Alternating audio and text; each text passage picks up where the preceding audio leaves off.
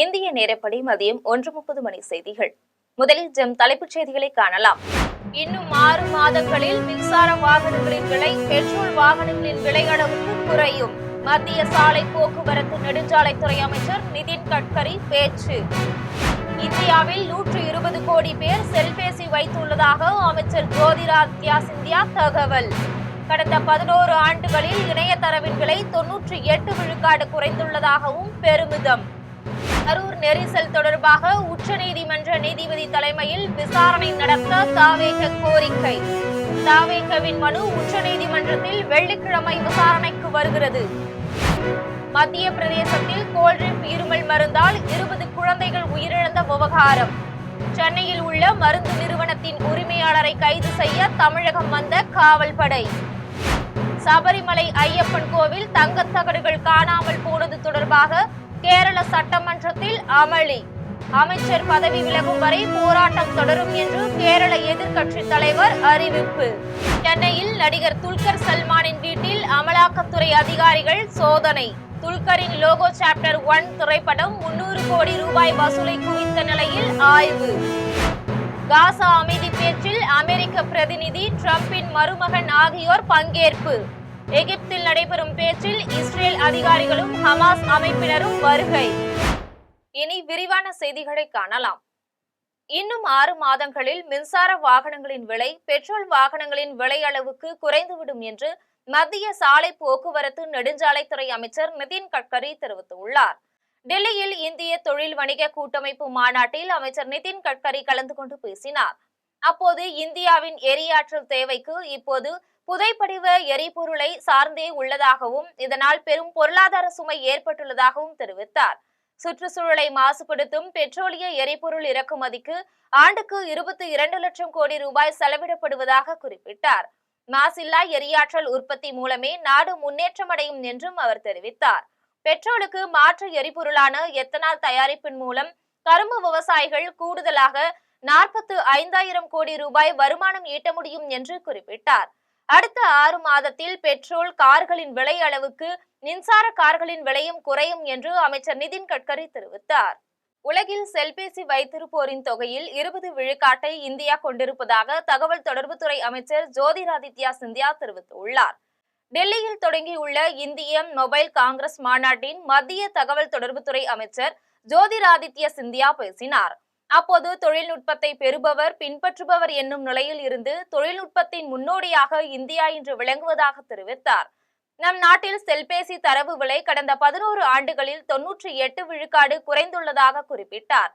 2014ஆம் ஆண்டு 1 GB தரவின் விலை 287 ரூபாயாக இருந்ததாகவும் இன்று அது 9 ரூபாயாக குறைந்துள்ளதாக தெரிவித்தார். 120 கோடி என்னும் எண்ணிக்கையுடன் உலகில் செல்பேசி வைத்திருப்போரின் தொகையில் 20 விழுக்காட்டை இந்தியா கொண்டிருப்பதாக தெரிவித்தார். இந்தியாவில் 2014ஆம் ஆண்டு 6 கோடியாக இருந்த அகன்ற அலைக்கற்றை இணைய பயனாளர் எண்ணிக்கை இப்போது 94 கோடியே 40 லட்சம் பேராக அதிகரித்துள்ளதாக குறிப்பிட்டார். கரூர் கூட்ட நெரிசல் தொடர்பாக ஓய்வு பெற்ற உச்சநீதிமன்ற நீதிபதி தலைமையில் பாரபட்சமற்ற விசாரணை நடத்த கோரி தமிழக வெற்றி கழகத்தின் சார்பில் தாக்கல் செய்யப்பட்ட மனு உச்சநீதிமன்றத்தில் வெள்ளிக்கிழமை விசாரணைக்கு வர உள்ளது. கரூரில் செப்டம்பர் 27ஆம் நாள் தமிழக வெற்றி கழக தலைவர் விஜயின் பரப்புரை கூட்டத்தில் நெரிசலில் சிக்கி 41 பேர் உயிரிழந்தனர். மேலும் 54 பேர் காயமடைந்தனர். இது தொடர்பாக விசாரணை நடத்த வடக்கு மண்டல ஐஜி அஸ்ரா கார்க் தலைமையிலான சிறப்பு புலனாய்வு குழுவை சென்னை உயர்நீதிமன்றம் அமைத்துள்ளது. இந்நிலையில் தமிழக வெற்றி கழக தலைவர் விஜய், பொதுச் செயலாளர் ஆதவ் அர்ஜுனா ஆகியோர் சார்பில் உச்சநீதிமன்றத்தில் ஒரு மனு தாக்கல் செய்யப்பட்டுள்ளது. அதில் கரூர் வழக்கு தொடர்பாக உயர்நீதிமன்றம் தெரிவித்த கருத்துகளில் இருந்து காவல்துறை விசாரணை சுதந்திரமாக நடைபெறுமா என்கிற ஐயம் தங்களுக்கு எழுந்துள்ளதாக குறிப்பிடப்பட்டுள்ளது. இதனால் ஓய்வு பெற்ற உச்சநீதிமன்ற நீதிபதி தலைமையில் ஒரு குழுவை அமைத்து பாரபட்சமற்ற விசாரணை நடத்த உத்தரவிட வேண்டும் என்று கோரியுள்ளது. இந்த மனு தலைமை நீதிபதி தலைமையிலான அமர்வில் வெள்ளிக்கிழமை விசாரணைக்கு வர உள்ளது.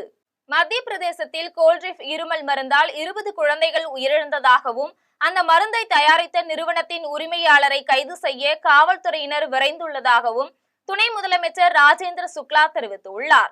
சென்னை அருகே சுங்குவார் சத்திரத்தில் உள்ள ஸ்ரீசன் பார்மா நிறுவனத்தில் தயாரித்த கோல்ட்ரிப் மருந்து நாடு முழுவதும் விநியோகிக்கப்பட்டு வந்தது. இந்நிலையில் மத்திய பிரதேசம், மகாராஷ்டிரம், ராஜஸ்தான் ஆகிய மாநிலங்களில் இந்த மருந்து கொடுக்கப்பட்ட குழந்தைகள் உயிரிழந்தனர். இதையடுத்து பல மாநிலங்களிலும் கோல்ட்ரிப் மருந்தின் விற்பனை தடை செய்யப்பட்டது. சுங்குவார் சத்திரத்தில் உள்ள ஸ்ரீசன் பார்மா நிறுவனத்தில் மருந்து தயாரிப்புக்கு தடை விதிக்கப்பட்டுள்ளது. இந்நிலையில் மத்திய பிரதேசத்தின் சிந்த்வாராவில் மாநில துணை முதலமைச்சர் ராஜேந்திர சுக்லா செய்தியாளர்களிடம் பேசினார். அப்போது கோல்ட்ரிப் மருந்தை உட்கொண்டோரில் 20 குழந்தைகள் உயிரிழந்ததாக தெரிவித்தார். இந்த மருந்தை தயாரித்த சென்னையை சேர்ந்த நிறுவனத்தின் உரிமையாளரை கைது செய்வதற்காக மாநில காவல்துறையினர் அங்கு சென்றுள்ளதாகவும் தெரிவித்தார். சபரிமலை ஐயப்பன் கோவிலில் தங்கத்தகடுகள் காணாமல் போன விவகாரத்தில் தேவசம் அமைச்சர் பதவி விலகும் வரை சட்டமன்றத்தின் செயல்பாடுகளுக்கு ஒத்துழைக்க போவதில்லை என்று கேரள எதிர்க்கட்சி தலைவர் சதீசன் தெரிவித்துள்ளார். தொழிலதிபர் விஜய் மல்லையா நன்கொடையாக கொடுத்த 30 கிலோ தங்கம் சபரிமலை ஐயப்பன் கோவிலின் கருவறையில் தகடுகளாக பதிக்கப்பட்டிருந்தது. கோவில் சீரமைப்பு பணியின் போது இதில் 4 கிலோ தங்கத்தகடுகள் காணாமல் போயின. இது தொடர்பாக விசாரிக்க ஏடிஜிபி தலைமையில் சிறப்பு புலனாய்வு குழுவை கேரள உயர்நீதிமன்றம் அமைத்துள்ளது. இந்நிலையில் இதற்கு பொறுப்பேற்று திருவாங்கூர் தேவசம் அமைச்சரும் தேவசம் வாரிய தலைவரும் பதவி விலக வேண்டும் என்று எதிர்க்கட்சியான காங்கிரஸ் வலியுறுத்தி வருகிறது.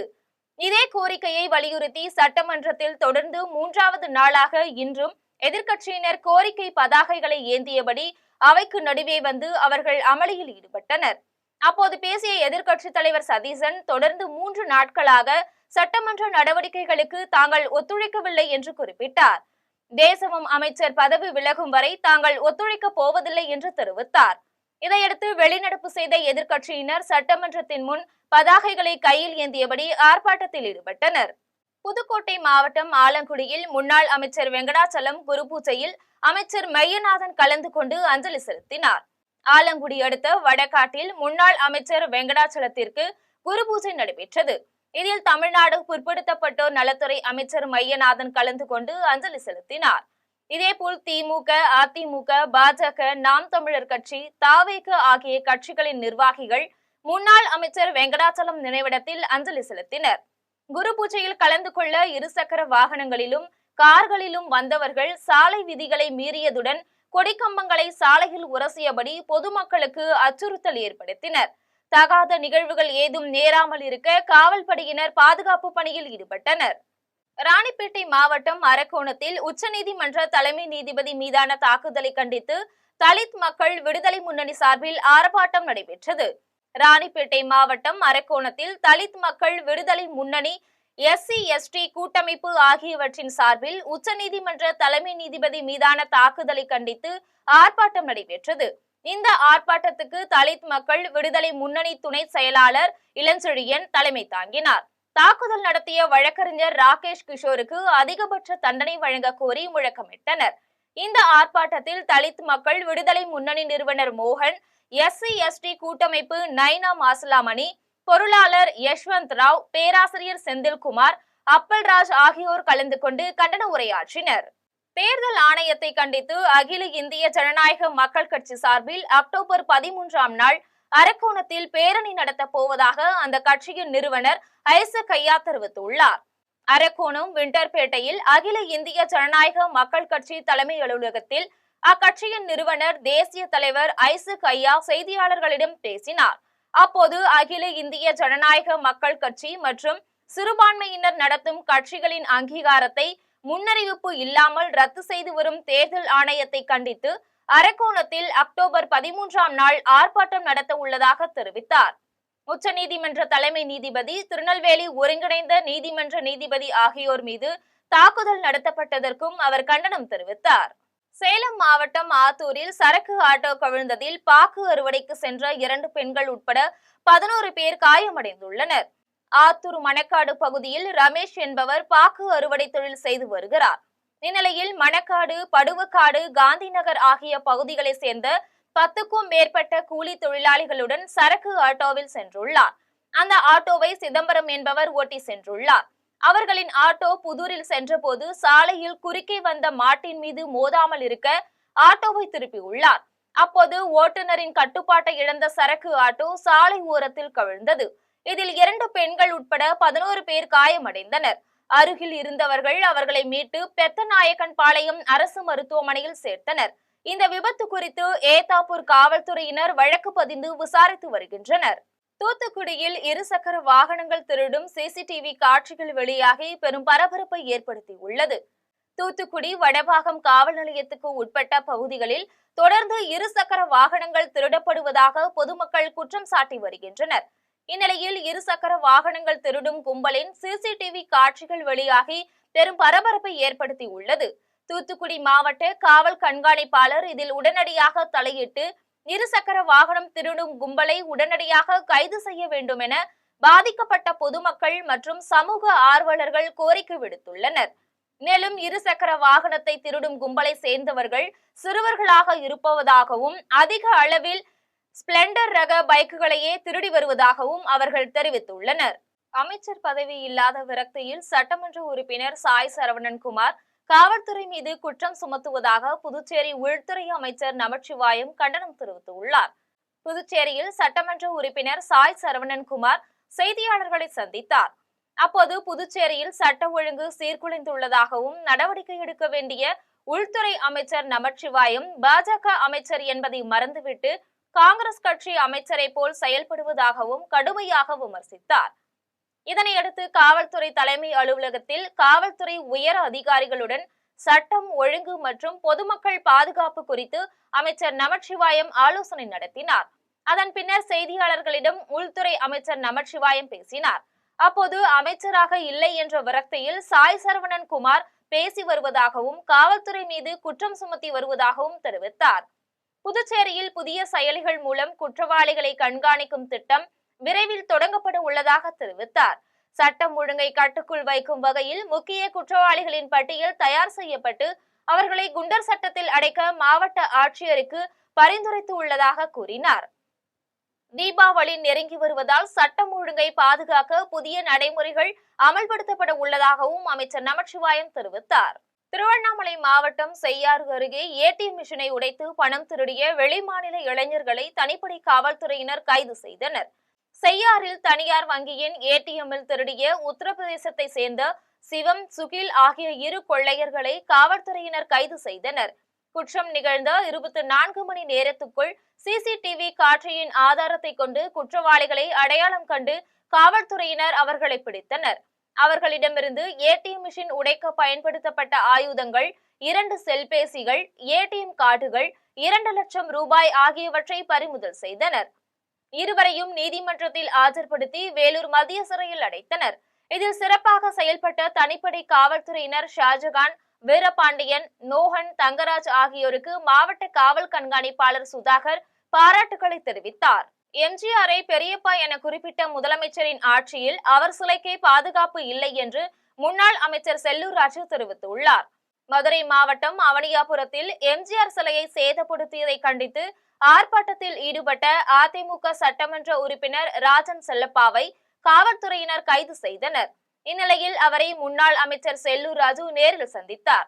பின்னர் செல்லூர் ராஜு செய்தியாளர்களிடம் பேசினார். அப்போது எம்ஜிஆரின் சிலையை சேதப்படுத்தி 50 மணி நேரத்திற்கு மேலாகியும் சிலையை உடைத்தவனை இன்னும் கண்டுபிடிக்க முடியவில்லை என்று குற்றம் சாட்டினார். எம்ஜிஆரை தன் பெரியப்பா என குறிப்பிட்டவரின் ஆட்சியில் பெரியப்பாவின் சிலைக்கே பாதுகாப்பு இல்லை என கூறினார். மதுரையில் எம்ஜிஆரின் சிலையை சேதப்படுத்தியவர்களுக்கு உரிய தண்டனை வழங்க வேண்டும் என முன்னாள் முதலமைச்சர் ஓ பன்னீர்செல்வம் வலியுறுத்தியுள்ளார். மதுரை விமான நிலையத்தில் செய்தியாளர்களிடம் பேசிய அவர், எம்ஜிஆரின் சிலையை சேதப்படுத்தியவர்களை கைது செய்து உரிய தண்டனை வழங்க வேண்டும் என்று கேட்டுக்கொண்டார். ராமநாதபுரம் மாவட்ட தேசிய முற்போக்கு திராவிட கழகத்தின் சார்பில் ஆலோசனை கூட்டம் நடைபெற்றது. ராமநாதபுரத்தில் தேசிய முற்போக்கு திராவிட கழகத்தின் சார்பாக கரூர் கூட்ட நெரிசலில் உயிரிழந்தவர்களுக்கும் பொதுச் செயலாளர் பிரேமலதாவின் தாயார் இறப்புக்கும் அஞ்சலி செலுத்தப்பட்டது. பின்னர் ஆலோசனை கூட்டத்தில் தேமுதிக செயலாளர் பாண்டி வரவேற்றார். கூட்டத்தில் மாவட்ட செயலாளர் சிங்கை சின்னா பேசிய போது, கடலாடி ஊராட்சியை 2ஆக பிரித்து தருவதாக அறிவித்ததையும் ராமநாதபுரத்தை மாநகராட்சியாக்குவதாக அறிவித்ததையும் திமுக அரசு இன்னும் நிறைவேற்றவில்லை என தெரிவித்தார். சேலம் மாவட்டம் ஆத்தூர் அருகே ஆனைவாரி அருவியில் கனமழை காரணமாக வெள்ளப்பெருக்கு ஏற்பட்டதால் அங்கு சுற்றுலா பயணிகள் செல்வதற்கு வனத்துறை தடை விதித்துள்ளது. ஆத்தூர் அருகே முட்டல் என்னும் இடத்தில் கல்வராயன் மலை அடிவார பகுதியில் ஆனைவாரி அருவி உள்ளது. கல்வராயன் மலையில் 2 நாட்களாக பெய்த கனமழை காரணமாக ஆனைவாரி அருவியில் வெள்ளப்பெருக்கு ஏற்பட்டுள்ளது. இதனால் அங்கு சுற்றுலா பயணிகள் செல்லவும் அருவியில் குளிக்கவும் வனத்துறையினர் தடை விதித்துள்ளனர். சேலம் மாவட்டம் கெங்கவல்லி அருகே உரிய நேரத்தில் வராத அரசு பேருந்தை சிறைபிடித்து பள்ளி மாணவர்கள் போராட்டத்தில் ஈடுபட்டனர். கெங்கவல்லி அருகே கூடமலை அரசு மேல்நிலைப் பள்ளியில் 300க்கும் மேற்பட்ட மாணவிகள் கல்வி பயின்று வருகின்றனர். நல்லமாத்தி, நின்னாங்கரை, பேளூர், நரிப்பாடி ஆகிய ஊர்களை சேர்ந்த மாணவர்கள் பேருந்தில் இந்த பள்ளிக்கு வந்து செல்கின்றனர். அந்த ஊர்களின் வழியாக கூடமலைக்கு வந்து செல்லும் அரசு பேருந்து மாணவர்களுக்கு ஏற்ற நேரத்தில் வருவதில்லை என கூறப்படுகின்றது. இதை கண்டித்து அரசு பேருந்தை பள்ளி மாணவிகள் சிறைபிடித்து போராட்டத்தில் ஈடுபட்டனர். தகவல் அறிந்து அங்கு வந்த காவல்துறையினர் பேச்சு நடத்தியதை அடுத்து மாணவர்கள் அங்கிருந்து கலைந்து சென்றனர். இருசக்கர வாகனத்தில் ஏறி சென்ற சிறுமி விபத்தில் உயிரிழந்த நிலையில் அவளின் காதலன் மீது நடவடிக்கை எடுக்க கோரி உறவினர்கள் தேசிய நெடுஞ்சாலையில் போராட்டத்தில் ஈடுபட்டதால் பரபரப்பு ஏற்பட்டது. தென்காசி மாவட்டம் வல்லத்தை சேர்ந்த பாக்கியலட்சுமி என்ற சிறுமி காதலனுடன் இருசக்கர வாகனத்தில் சென்றபோது விபத்தில் காயமடைந்தார். மருத்துவமனையில் சிகிச்சை பலனின்றி அவர் உயிரிழந்தார். இந்த நிலையில் சிறுமியை இருசக்கர வாகனத்தில் ஏற்றிச் சென்று விபத்தை ஏற்படுத்தியதாக அவரை அழைத்து சென்ற காதலன் ரமேஷ் மீது போக்சோ சட்டத்தின் கீழ் வழக்கு பதிந்து நடவடிக்கை எடுக்க வேண்டும் என்று உறவினர்கள் கோரிக்கை விடுத்துள்ளனர்.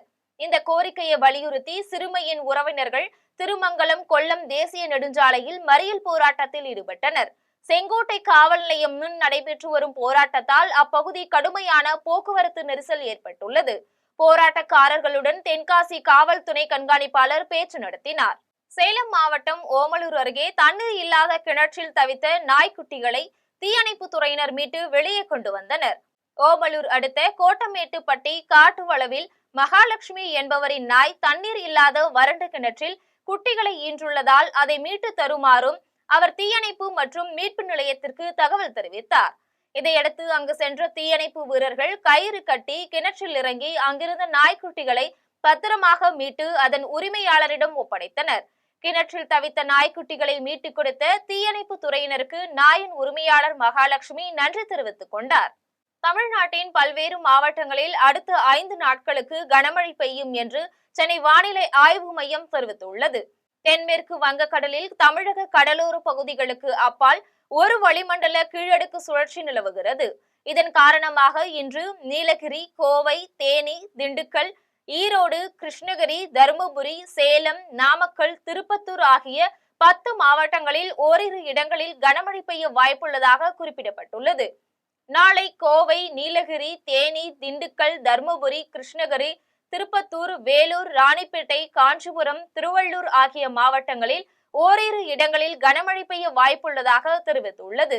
தேனி மாவட்டம் தாமரைக்குளம் செல்லாண்டி அம்மன் கோவில் திருவிழாவில் நடைபெற்ற முளைப்பாரி ஊர்வலம், வீதி உலா ஆகியவற்றில் ஏராளமான பக்தர்கள் கலந்து கொண்டு சாமி தரிசனம் செய்தனர். பெரியகுளம் அருகே உள்ள தாமரைக்குளம் செல்லாண்டி அம்மன் கோவில் திருவிழா செப்டம்பர் 23ஆம் நாள் தொடங்கியது. திருவிழாவையொட்டி செல்லாண்டி அம்மனுக்கு வண்ண மலர்களால் அலங்கரித்து சிறப்பு தீபாராதனை நடைபெற்றது. இரவு வடுகப்பட்டியில் இருந்து செல்லாண்டி அம்மன், கருப்பசாமி சுவாமி வீதி உலாவாக வந்தனர். பெண்கள் முளைப்பாரி எடுத்து வந்து பாட்டு பாடி கும்மி அடித்தனர். அதன் பின்பு பெண்களின் முளைப்பாரி ஊர்வலமும் சுவாமி குதிரை ஊர்வலமும் முக்கிய வீதிகள் வழியாக வந்தன. விழாவில் கருப்பசாமி, முருகன், சிவன், பார்வதி வேடங்கள் அணிந்தும் குரங்கு வேடம் அணிந்தும் சாலையில் நடனம் ஆடியபடி சென்றனர். சென்னை கிரீன்வே சாலையில் உள்ள நடிகர் துல்கர் சல்மானின் வீட்டில் அமலாக்கத்துறை அதிகாரிகள் சோதனையில் ஈடுபட்டனர். மலையாள நடிகர் மம்முட்டியின் மகன் துல்கர் சல்மான் தயாரிப்பில் லோகோ சாப்டர் 1 என்னும் திரைப்படம் அண்மையில் வெளியானது. இந்த படம் தென்னிந்தியா மட்டுமில்லாமல் இந்தியா முழுவதும் சுமார் 300 கோடி ரூபாயை வசூல் செய்தது. அது மட்டுமல்லாமல் பூடான் அரசு ஏலம் விட்ட விலை மதிப்புள்ள கார்களையும் துல்கர் சல்மான் ஏலம் எடுத்து அவற்றை இந்தியாவில் பதிவு செய்துள்ளார். இதற்கெல்லாம் துல்கர் சல்மான் முறையாக வரி செலுத்தவில்லை என்றும் உரிய சட்ட விதிகளை பின்பற்றவில்லை என்றும் கூறப்படுகிறது. அதன் அடிப்படையில் சென்னை கிரீன்வே சாலையில் உள்ள துல்கர் சல்மானின் வீட்டில் அமலாக்கத்துறை அதிகாரிகள் சோதனையில் ஈடுபட்டுள்ளனர். மீண்டும் தலைப்புச் செய்திகள். இன்னும் 6 மாதங்களில் மின்சார வாகனங்களின் விலை பெட்ரோல் வாகனங்களின் விலை அளவுக்கு குறையும். மத்திய சாலை போக்குவரத்து நெடுஞ்சாலைத்துறை அமைச்சர் நிதின் கட்கரி பேச்சு. இந்தியாவில் 120 கோடி பேர் செல்பேசி வைத்துள்ளதாக அமைச்சர் ஜோதிராதித்யா சிந்தியா தகவல். கடந்த 11 ஆண்டுகளில் இணையதரவின் விலை 98 விழுக்காடு குறைந்துள்ளதாகவும் பெருமிதம்.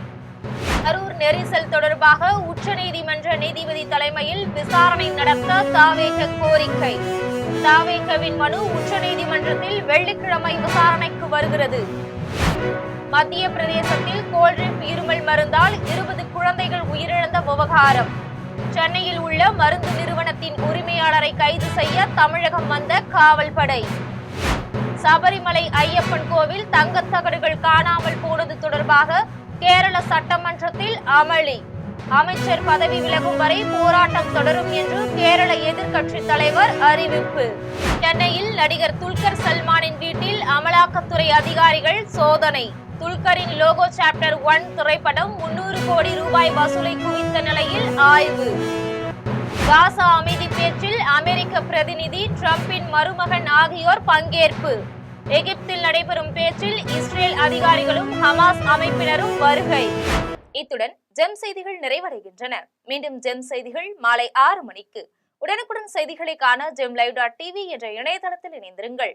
நன்றி, வணக்கம்.